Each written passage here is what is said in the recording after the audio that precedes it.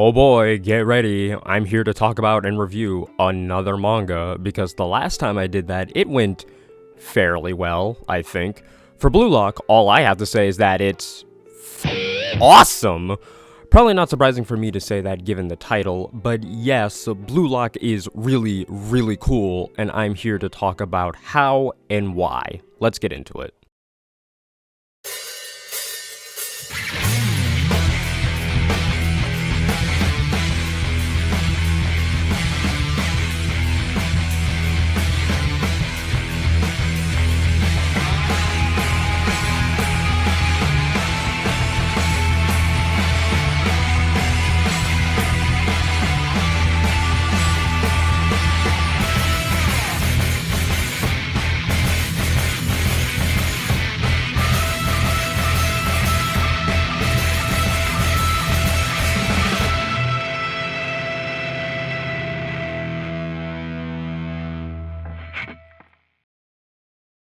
So, right off the bat, wait, no, that's a baseball reference. So, right off the heel? Yeah, that works.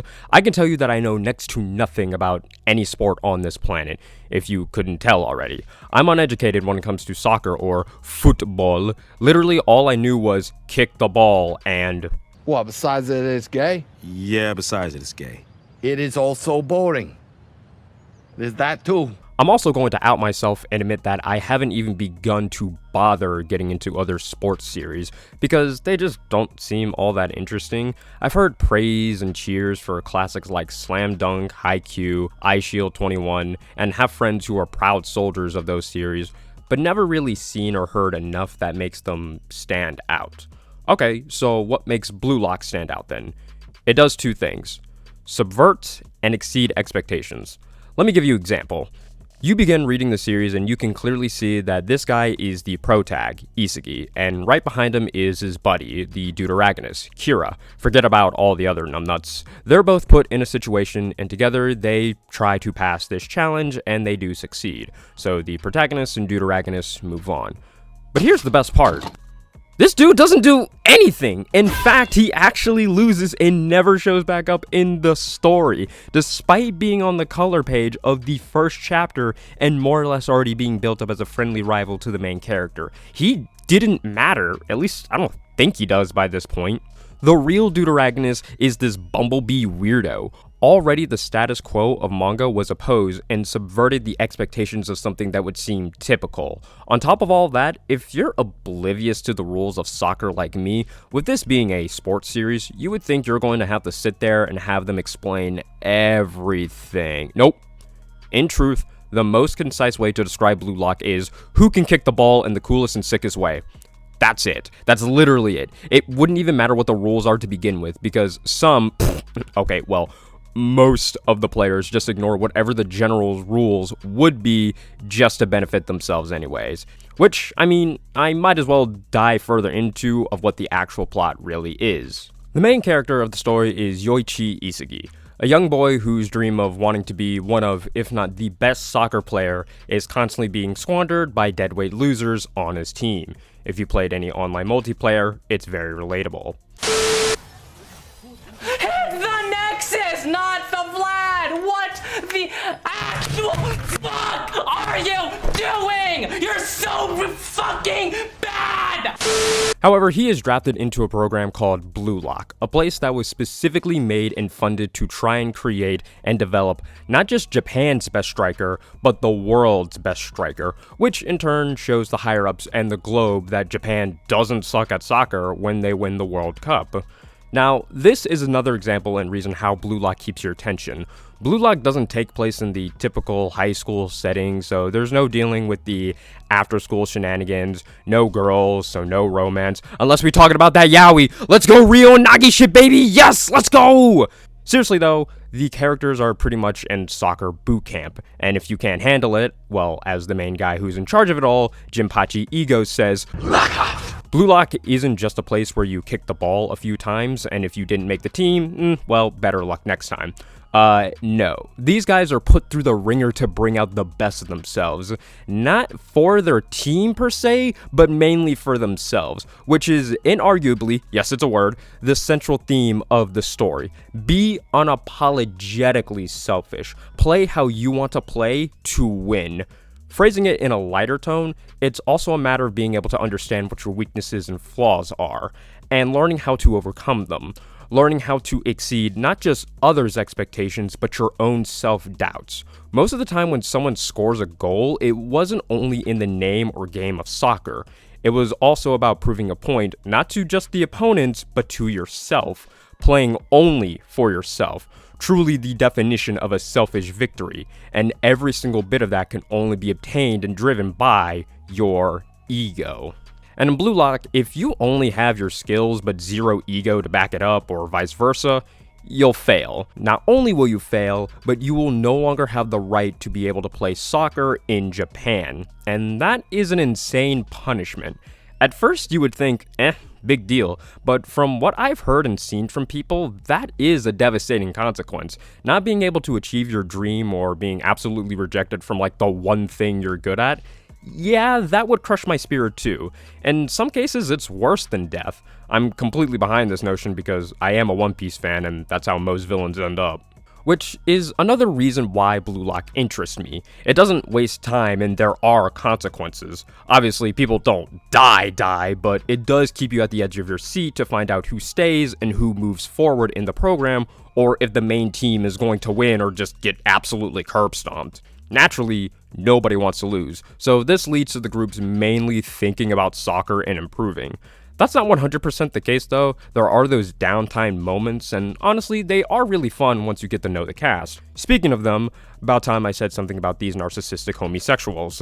Given the environment and nature of Blue Lock, a good amount of the people that you'll meet throughout the story are some petty, trash-talking assholes, and it's delightful. It's like being in a Call of Duty lobby. Minus the racism. But an easier way to probably describe the characters is through this Venn diagram. We got 3 main categories, and of course anyone who fits the middle parts of those. This bubble is for the boys who are relatively nice but are on the verge of losing their freaking mind and snapping when faced with inconvenience. This area is for dudes who are just strange and I really have no idea how else to describe them. And at the bottom here are just straight up bastards. Like, they're just mean, man. Now, if you look closely, especially for some of my friends, you most likely noticed one character is missing from this area. That's because he got his own tier by himself for being my favorite and the best character. The man with the eyes of a lion, steps that are thunderous yet quicker than the black lightning that surrounds him, crowned and reborn as the villain, the king himself, Shiro Bado.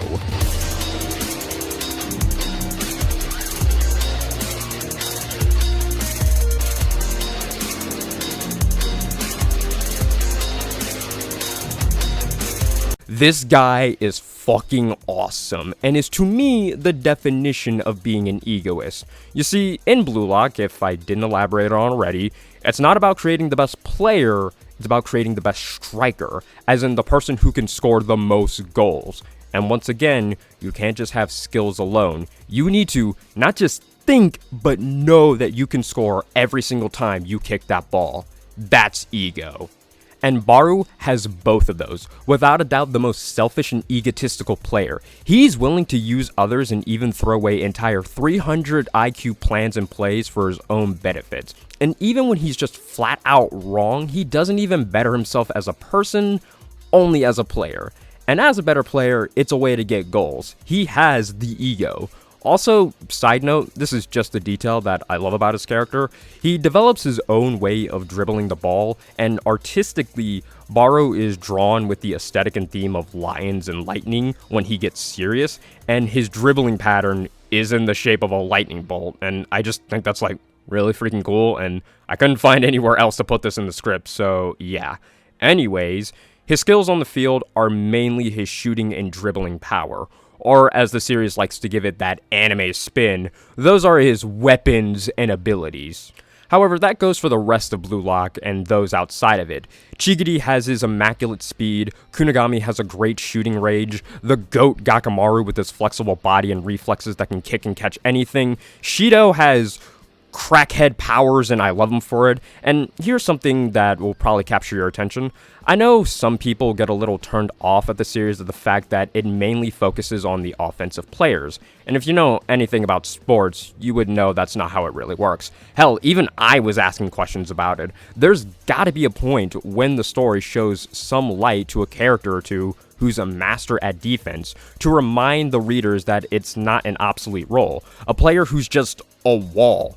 Well, fear not, you get that in the form of Oliver Aiku, a character whose whole goal is to stop goals. He's the most badass defender, which once again kind of flips the story on its head and presents a fun challenge. Literally everybody was told to only score and nothing more, but Aiku is defense incarnate. And surprisingly, characters aren't just given a skill and that's it.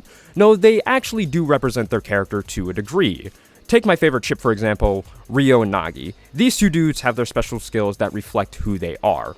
Nagi is lazy, super lazy. Dude is pretty much a sloth at some points that he doesn't even want to move. His ability, trapping, which causes the ball not to move. Ryo is actually my second favorite character in the story, because he's written like a protagonist, but sucks twice as much at times.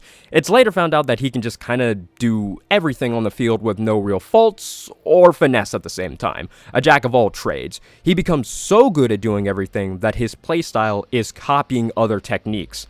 I love it. And back to that Bumblebee weirdo I mentioned prior, that's Meguru Bachida, the best friend of the main character. A very childlike and carefree player, and from the power of schizophrenia, he's a god at dribbling, being able to just play with the ball and use his imagination to keep it in his possession. And then we finally return to the main star, Yoichi Isugi. By God, does he suck at this sport, when compared to others, of course. That's the point of Isugi's journey, always trying to find a way and method to overcome his opponents. He's very smart and has sharp awareness, to the point where that more or less becomes his main power, being able to read the field and situations and capitalize on them, and more importantly, find a way to score through his own means. As a main character, I like him. He has a believable journey of not being good, but does get better and better by all accounts, and doesn't have as much of an issue proving himself the more he plays. He goes from someone who has to stop other people from scoring to even the playing field, to a fierce opponent where the enemy team has to stop him. That's how good he gets. For Isugi, it's about putting the right pieces together. And speaking of which, man oh man, if there's anything this boy loves more than soccer, it's puzzle pieces. This is also me just trying to segue into the art, but yes, when you watch and read Blue Lock, every time the enemy takes a step and breathes, Isugi's mind shatters into 1,000 pieces trying to figure out what to do next. And as much as I love making fun of that, it looks really cool, as Blue Lock's art is honestly, at least from what I've heard, doesn't get talked about too much. It's so detailed and metal as fuck at times. Truthfully, it's super funny that this amount of detail and style is being used for a soccer manga. However, because of that, it also makes me more invested. The way characters react and how they're drawn is something I will never get sick of. All the insane facial expressions of glowing happiness and victory, crushing defeat, anger, homicidal tendencies, and anger, so it switches up every now and then, along with cool designs. One of my personal favorites is how quote-unquote subtle Ren Itoshi's design is. Dude just straight up looks like a pretty boy Isugi. He's a better walking bilingual trash-talking version of the main character, and I know that's the point, and that's really funny. That'd be like if in My Hero, Mirio didn't have the Tintin appearance and just looked like a bigger and buff Deku, all to emphasize that, yeah, he's the better you. Everyone's cool, except for Ness. He sucks with teeth. On the other end, I would like to give a quick shout out to my girl Henri. I love her.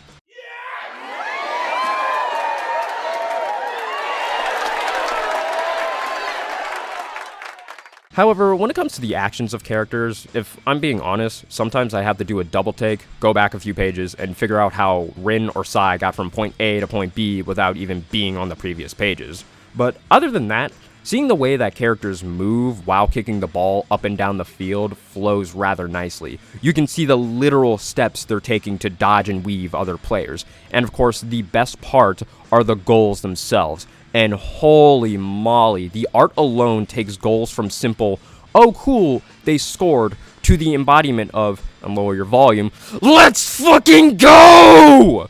You can see the sweat pour off, the fury and determination being built up from their faces, their veins almost about to pop from how hard they celebrate. By God, this panel right here is genuinely one of my favorites. I love how it's so guttural and vicious. The sheer excitement from Cheeto is contagious. The jumping pose in the air added as well makes it fantastic. And that's not even accounting when the art goes breakneck and just adds double page after double page after double page, all to showcase these people just got styled on more than 3 different levels. It's awesome. And everything I've gone over is all within one arc that's built up for the first half of the series, the U20 match. Moments where a player's skills and ego are being tested like never before, weaknesses that need to be pushed through, opponents that bring a new meaning to the word challenge, and every character and position on the field gets time to shine. Now listen. It's one thing for me to say that this match, this battle, is one of the most hype-inducing things you'll read in a sports manga. That's true. It's another thing for me to say that by the end of it, I fucking cried. That's how good it was. You have to read up to the U20 match. That is just where everything is just flawless and perfect. It's amazing. Now, let me give you a few fair warnings if you decide to read Blue Lock and some personal nitpicks. Because if you couldn't already tell, I think this series is wonderful for what it is. But there are a few blemishes. 1. After the U20, at least so far of this recording and from the chapters, the series doesn't really have the same tension of who's going to last long in this program. So consequences are kind of lowered. And whoever Isagi's up against, he'll just eventually win no matter what, which made the first half of the story engaging. Isagi and his teammates had chances of losing. Not so much anymore for reasons you'll know why. Also, not gonna lie, some characters are just there to fill some sort of quota, and not really be characters or have anything that's interesting to them. I'm just saying, Corona's been around the main character for about 50 to 70 chapters, and we literally know next to nothing about him still, besides the fact that he can kick the ball to Isagi. Okay, cool. Which sometimes causes the matches to overstay their welcome for a few more chapters than what they should. Looking at you, Baby Blue. Make my own expectations? Oh, no way. I'm the one who holds and share the key of visualization and synchronizer thinking all the way. I need to have expectations for myself. Expectations. This what it's like? He still has expectations for other people. Is this what it's like to have expectations for myself? Kick the ball! And I usually don't recommend this, but I highly suggest reading the series in a binge style. Otherwise, well, I hope you like waiting a month for someone to score on the enemy team. Basically, it's best to read when matches are completed or nearly finished. Save yourself the wait. However, if you're like me and love the U20 match, you're probably going to be in too deep and most likely invested in the characters, and you'll want to see where the story goes next. But other than those small speed bumps that are way later in the series, by God, if you are not already reading or at least watching the first season or the second season if it's already out, if you're probably watching it in the super future, please do so. It is unironically a very fun story. Wanting to see these characters conquer their problems not just as a soccer player, but just as a character overall, and break the chains that hold them down either mentally or physically. It's something that lights a fire in you. That excitement to see not just Isagi's, Bachida's, Nagi's, or my man Baru's journey, but for Blue Lock and then Japan as a whole and their story of creating the best soccer player of their generation and maybe even all of history. And with that premise, that's a pretty kick-ass story, and I love it.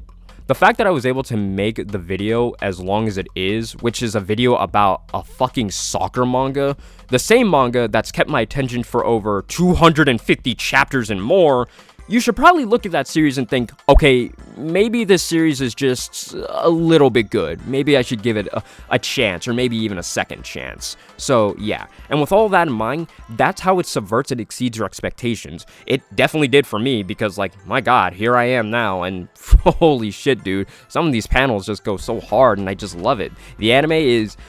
I've heard some people don't really like it as much, but it's still great. I love the first opening, I could tell you that. So yeah, fucking read and watch it, please. I'm from Grim Reaper gutters. But yeah, as you can probably tell, I really like Blue Lock. You should also enjoy it as well. It's super fun and stuff. I promise you will not be bored if that's the case then. So yeah, and if you are like a person who's super deep into soccer and think like, well, this is not how these things work, it's probably just a 50-50 thing, because I have a friend who dedicates most of his hobbies to anything dealing with soccer, and he loves this series as well. So yeah, I guess that should tell you something. But okay, I'm tired of talking. My throat hurts as usual and everything. My mouse died during this recording, which was really weird. But comment down below, let me know what you think and all that fun stuff. Thank you for watching. That's greatly appreciated, of course. You know what to do with all the links that I provide and everything of the sort. Have a great day, have a great night, and everything else, you know what to do. Bye.